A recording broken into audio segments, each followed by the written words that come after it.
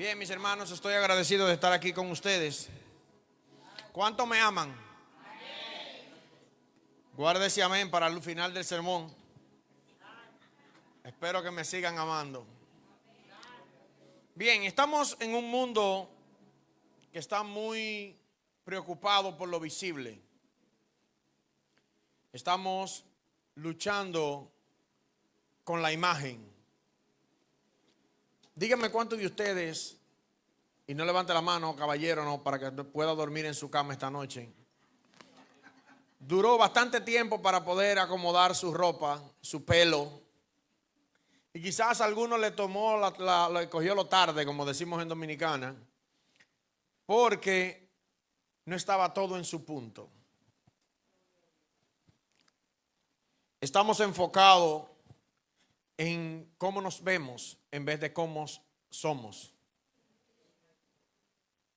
Jesús en medio después de haber elegido sus discípulos, en el capítulo 6 del libro de Lucas, empieza a hablarle a la gente y después que lo elige, recuerden el sermón de la montaña, él habla muchísimo sobre eso, pero él hace una pregunta.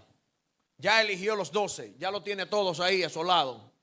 Y le dice: ¿por qué ustedes me llaman Señor, Señor? Y no hacen lo que yo les digo. Padre, gracias por tu palabra. Señor, gracias porque yo sé que tú estás en control. Te pido, Dios, que esta palabra pueda hacerse vida en cada uno de nosotros.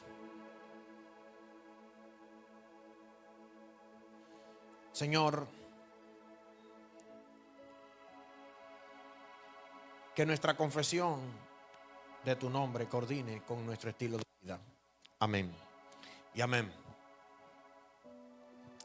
Yo le mandé un pequeño video a Alfredo que salió en Instagram de un geólogo que estaba hablando acerca de la situación en nuestro país hermano Venezuela.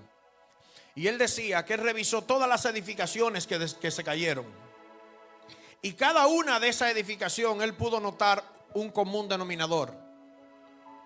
Todos los edificios que cayeron porque estaban construidos con un fundamento débil. Y él decía, lo mismo dijo Jesús hace más de 2000 años. La palabra de Dios es verdadera. Y sin Jesús, sin ser geólogo, escúcheme, de profesión, sin ser ingeniero, nos dio una de las enseñanzas más fuertes acerca de las construcciones. Depende de la profundidad y el fundamento en el que tú edifiques, será la estabilidad de tu edificio en tiempos de dificultad. Y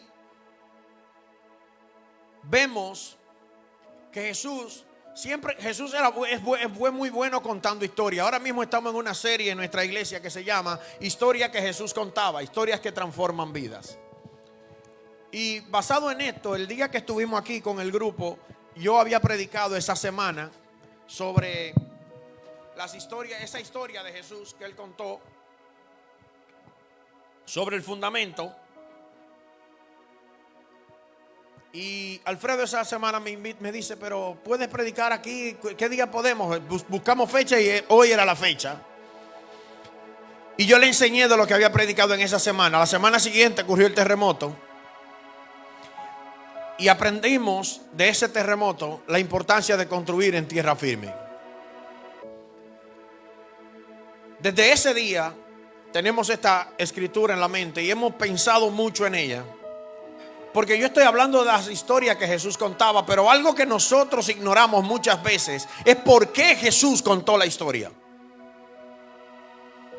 Y hay una razón detrás de cada historia. Cuando él cuenta en Lucas 15 las 3 historias de la moneda perdida, la oveja perdida y el hijo pródigo, específicamente Jesús le estaba contando esa historia a los fariseos y a los escribas que estaban sentados escuchándole y habían venido solo para tentarle. Y Jesús le cuenta esas 3 historias porque ellos estaban diciendo que el reino de Jesús no era legítimo porque estaba constituido por personas de no muy buena reputación. En esta ocasión Jesús está hablando con los discípulos. Si usted va al libro de Lucas capítulo 6, se va a dar cuenta que lo primero que Jesús hace es que Jesús va tempranito, dura toda la noche orando, regresa y escoge a sus discípulos y lo menciona por nombre a cada uno. Y después dice, y llegaron a un llano, a una llanura, y ahí Jesús le hablaba a todos sus discípulos. Y luego le dice esto. Después de decirle, amen a sus enemigos, bendigan al que los maldice, si te da una bofetada, ponle la otra. Eso no es literal. Bueno, la pescosa que le dieron a Jesús en la casa del sumo sacerdote, ¿fue literal o no fue literal? Seguimos orando. Entonces le pedí que me amaran al final. Entonces Jesús está en medio de esas enseñanzas del sermón del llano, como le dicen. Y porque hay un sermón del monte y hay un sermón del llano que tienen escrituras similares. Y Jesús le dice a sus discípulos, no a los 12, sino a todos sus discípulos. Ellos no llaman a los apóstoles discípulos en ese entonces, lo llama a todos los que están ahí sentados, que son sus discípulos. Hay fariseos, hay escribas, hay otra gente, pero están sus discípulos. Y él le dice, ¿por qué ustedes me llaman Señor, Señor, y no hacen lo que yo le digo? Una confesión sin obediencia. Entonces Jesús dice, voy a contarles una historia. ¿A qué yo voy a comparar esta generación? La compararé a un hombre prudente que cavó profundo, buscó tierra firme. No lo dice así, pero lo estoy diciendo lo que haría un ingeniero. Y después puso fundamentos. Y en ese fundamento, en la roca, construyó su casa. Cuando vino el viento y la lluvia y la tempestad y chocó contra la casa, esa casa permaneció firme porque sus cimientos eran fuertes. Pero también otro hombre construyó sobre la arena. Y cuando vino el viento y vino la brisa y vino el ciclón y vino el huracán aquí en Puerto Plata y vino el terremoto, su casa colapsó porque estaba sobre la arena. Y nosotros aprendemos mucho acerca de los cimientos y nos concentramos mucho en los cimientos, olvidando la importancia que tiene pensar en lo que Jesús, por qué Jesús está diciendo esto. Porque mucha gente lo está llamando Señor, pero no lo obedece. El problema no era falta de información. Ellos escuchaban a Jesús. Ellos conocían sus palabras. Probablemente admiraban sus enseñanzas. Pero escuchar no es lo mismo que obedecer. Hoy ocurre igual. Hay personas que tenemos ciertos talentos que los tenemos al servicio de la iglesia. Cantamos, predicamos, servimos, conocemos versículos, hablamos cristianamente. Usted sabe lo que es lo que yo llamo el lenguaje cristianoide. Cuando usted llega a un lugar, lo primero que usted dice, el Señor bendiga a toda persona que está aquí en este banco. Y la gracia del Señor Jesucristo esté con ustedes. Amén, amén. ¿Cuántos dicen amén? Y se sientan en el banco. Y después que llegan a la mesa del que lo va a atender, le dicen, mira, yo vengo aquí porque tengo un atraso en mi pago. Su palabra discrepa de su conducta.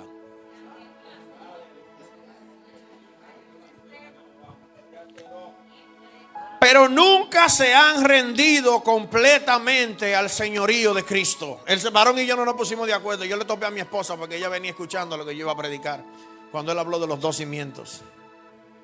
Llamarlo Señor implica obediencia, implica rendición, implica sumisión, implica confianza. No podemos separar a nuestro Señor, a nuestro Salvador, de que sea nuestro Señor.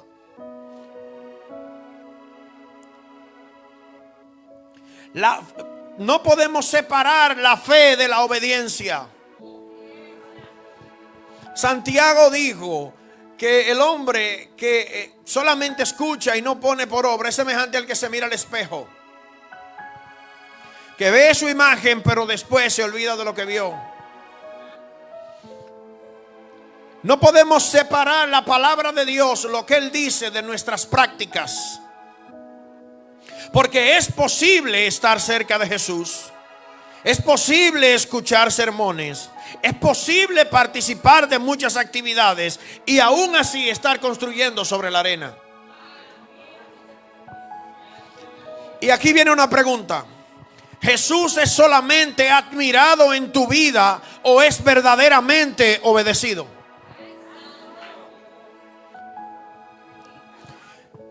Cuando miramos este contraste entre el que hace lo que Jesús dice y el que solamente escucha, hablando sobre el que construye en diferentes terrenos, el hombre que cavó profundo, para cavar profundo se necesita intención.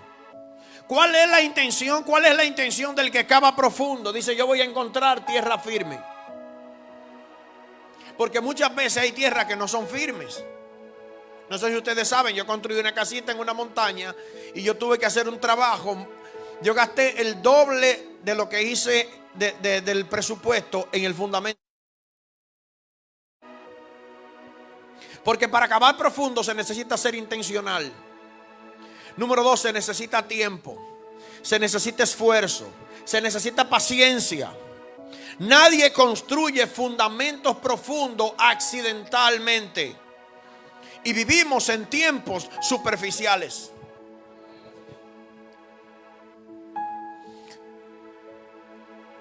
Yo trato de crear ritmos en mi vida.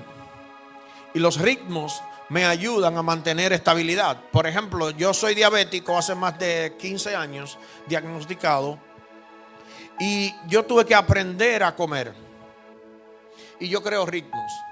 Yo trato de siempre desayunar en mi casa.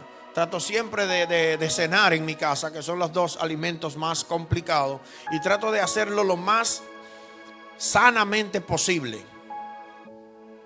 Pero una cosa que a mí me ha hecho difícil es mantener los ritmos de ejercicios. Porque yo empiezo el gimnasio. Tengo un gimnasio, señores, debajo de mi oficina. Y tengo un gimnasio en la comunidad donde vivo, gratis. Tenía una bicicleta, la vendí ayer. Pienso comprar otra. Pero tengo una bicicleta mountain bike que la alineé y la arreglé en diciembre para empezar a montar. Y monté 2 veces. Me mandó mi hermano una zapatilla de Estados Unidos y la usé 2 veces en la bicicleta, nueva. Ayer la vendí. Bueno, no me la han pagado. Oramos por el varón.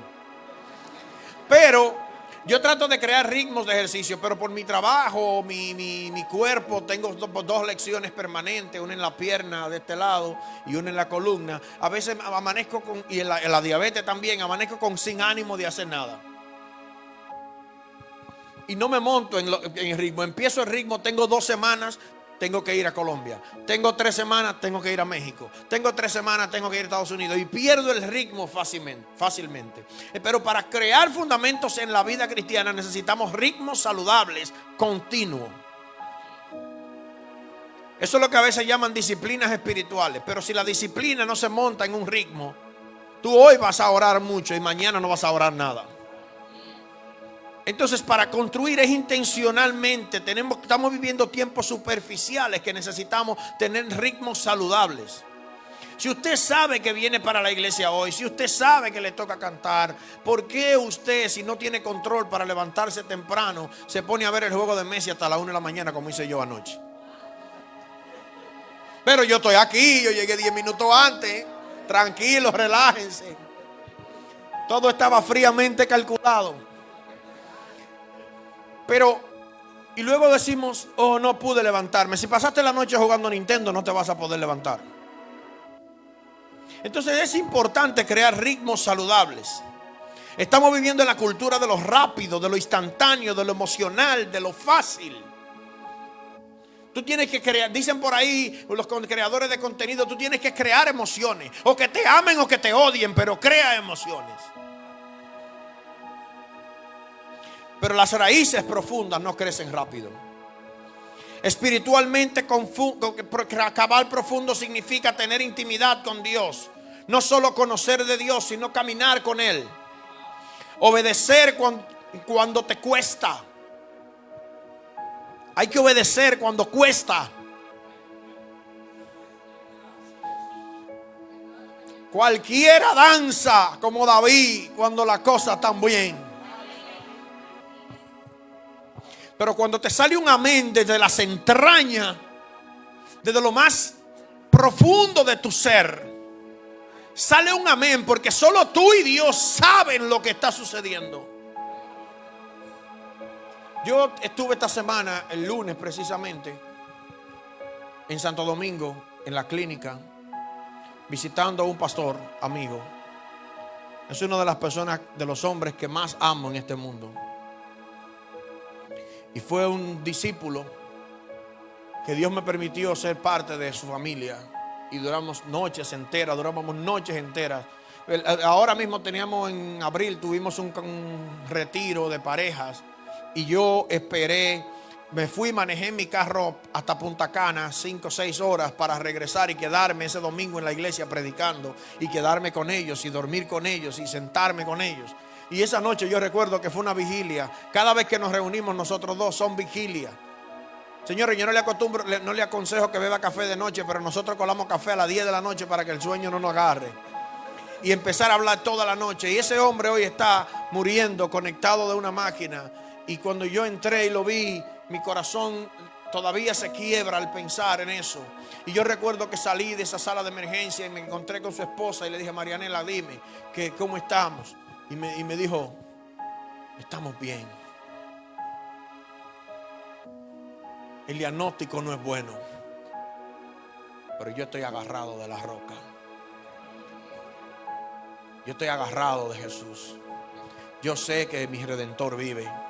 Y si Él sacó a Lázaro 4 días, ya cuando dice la Biblia que posiblemente Edía, Él puede sacar a mi esposo de ese lugar.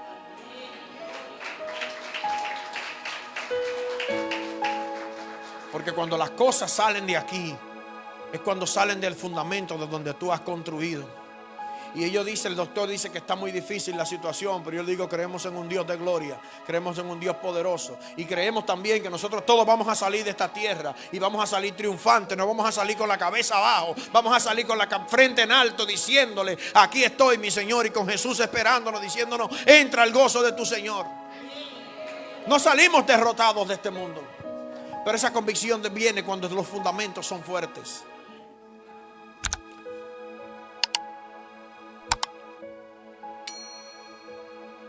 Mire otra cosa que quiero destacar de esta escritura. Él dice: cuando vinieron los vientos. Él no dijo si acaso vienen los vientos, o por si llegan vientos a tu vida. Él dijo: van a llegar. Jesús está dando por sentado que los tiempos difíciles van a venir. La gente que estaba escuchando a Jesús literalmente tenía que dar la vida por Él. Ahí estaba Pedro, que fue crucificado según la tradición, con la cabeza hacia abajo, porque él pidió: crucifíquenme hacia abajo, no soy digno de morir como mi maestro. Ahí estaba Tomás, que fue a Etiopía a predicar el evangelio, y se cree que fue amarrado de un poste y clavado con una lanza hasta dejarlo desangrar. Ahí estaba la gente que iba a reunirse con el apóstol Pablo, el cual se cree que a los 85 años le cortaron la cabeza con una guillotina en el Imperio Romano. Ahí estaba Jacobo, el que le cortaron la cabeza con una espada, el primer mártir dentro de los discípulos. Ahí estaba esa gente escuchando esta palabra. Y esa gente iba a tener que dar su vida por Cristo. Y Él está diciendo: cuando venga la tormenta, porque va a venir. Si tienes hijos, se van a enfermar. Si tienes vehículos, se va a dañar. Si vives aquí, va a llegar el COVID. Recuerden cómo empezó el COVID en el 2019. Eso es para allá, para China, eso no llega aquí. Hasta que salió la italiana, saliendo así en Punta Cana. Y después uno en San Francisco de Macorís, otro en Jacagua, otro en Puerto Plata, otro en Santo Domingo. Porque va a llegar el momento difícil. No importa donde tú estés construyendo tu vida, el momento difícil va a llegar. Vas a tener que enfrentarte a la muerte de un familiar, o vas a tener que estar los últimos días de tu vida mirando hacia arriba a un techo, a una luz y oyendo un aparato que hace pip, pip, pip, y no es el microondas. Cuando lleguen los momentos difíciles, porque van a llegar, las tormentas son inevitables. Todos enfrentaremos tormenta, dolor, pérdidas, pruebas, enfermedades, traiciones, tentaciones, temporadas oscuras del alma. Usted puede fingirnos aquí que está construyendo todo lo que usted quiera y decir más amén que todo el mundo y decir lo que usted quiera. Y aleluya, brincar, danzar, saltar, llorar, lo que usted quiera. La diferencia es permanecer firme. Es pararse con los dos pies y decir: aquí estoy, Señor. Porque nadie se empieza a enfriar o a descarriar de un momento para otro. Eso es un periodo de tiempo. Primero empiezas a pensar y lo que te encantaba de la iglesia. No, mire, yo voy a la iglesia a tiempo de avivamiento. Eso es lo último. Ahí está la hija del pastor y ahí hay unos jóvenes que Jesús. Eso es terrible. Después que te empieza a enfriar, que empezó a meter agua al bote. Ay, que duran demasiado con el Jesús. Que no hay otra canción. Y terminamos de iglesia en iglesia porque nos da miedo a descarriarnos y a que gente nos diga: y tú no eras fulano. Y a veces lo que nos ha sostenido en el evangelio es todas las cosas que le hemos hablado a otro, pero no la palabra de Cristo. Hay tormentas que reflejan superficialidad, orgullo oculto, dependencia emocional, falta de raíces. Pero hay otras que representan estabilidad. La misma tormenta. Yo vi una película una vez llamada El Rey de Najayo. No tiene muy buen contenido, pero tiene muy buen guión, muy buena historia. Y la protagonista eran Manny Pérez y Luz García. Y los dos sufrieron una herida de la ausencia del padre cuando eran niños en la película. Y uno tomó su herida y empezó a delinquir y a tratar de vengarse de todo el mundo. Pero la protagonista tomó la historia para ayudar niños que estaban en vulnerabilidad. La misma tormenta reflejó dos reacciones diferentes. Los mismos que a veces danzan en el desierto son los que van a criticar a Moisés. La misma que escribe el himno de victoria, Miriam, es la que va con su hermano en secreto y critica al hombre de Dios. ¿Sobre qué estamos fundamentando? Porque de una misma fuente no pueden salir dos aguas. Una vida firme en medio del caos. Las tormentas golpeó la casa, pero no pudo destruirla. La promesa no es ausencia de tormenta, la promesa es firmeza en medio de ella.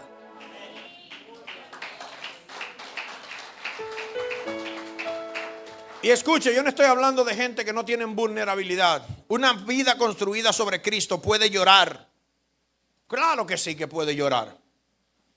Puede sufrir. ¿Quién dijo que no? ¿Quién dijo que no hay sufrimiento para los cristianos? No, hermano, mira, pongo una ofrenda aquí y Dios te va a bendecir. Eso está eso. La Biblia no dice que Dios te va a bendecir. La Biblia dice que desde lo que Dios te bendijo ya. No, hermano, que mira, que si tú tienes muchos problemas tienes que revisarte. Eso es un pensamiento fariseo, eso no es un pensamiento bíblico. La Biblia es clara cuando dice que a través de muchas tribulaciones entraremos al reino de los cielos.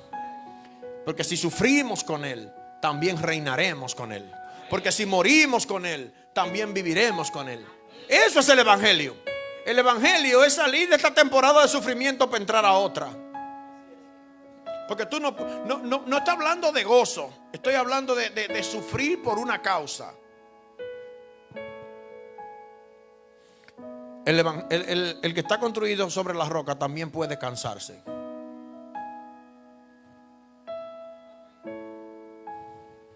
La diferencia es que no va a colapsar espiritualmente. Hay creyentes que están de pie ahora mismo porque su fundamento fue trabajado en lo secreto. Desarrollaron raíces profundas. Aprendieron obediencia. Caminaron con Dios en lo oculto. Entonces lo que estamos evaluando hoy es tu fundamento, no a ti. ¿Dónde tú estás construyendo ahora mismo? Porque tu fundamento presente será lo que te va a dar sostenibilidad en el futuro, o va a permitir que tu vida se derrumbe. ¿Qué sostiene tu vida? Porque no podemos construir superficialmente. Las emociones no tienen capacidad para sostener una vida completa. Nosotros no somos muy emocionales, somos seres emocionales. Y estamos tratando de provocar emociones en la gente. Pero una vida construida sobre Jesús no se deja guiar de sus emociones. ¿Cuántos de ustedes alguna vez han escuchado la palabra de Dios? ¿Han escuchado la voz de Dios? ¿Qué te ha dicho? Porque si te dijo algo, fue para que lo hicieras.